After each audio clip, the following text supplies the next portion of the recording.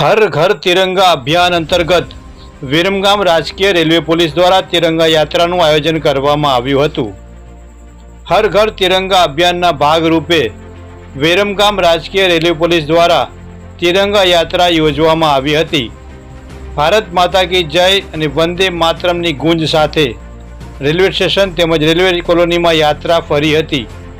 શહેરની કેબીસા સ્કૂલના વિદ્યાર્થીઓ હાથમાં તિરંગો લઈને વંદે માતરમ અને ભારત માતા કી જયના નારા સાથે तिरंगा यात्रा में उत्साहभेर जोड़ाया था। आ तिरंगा यात्रा में railway police station PSI, police staff, केबीसा स्कूल धोरण 8 विद्यार्थीओ, शिक्षकगण तेमज होमगार्ड सभ्यों, होमगार्ड इंचार्ज उत्साहभेर जोड़ाया था।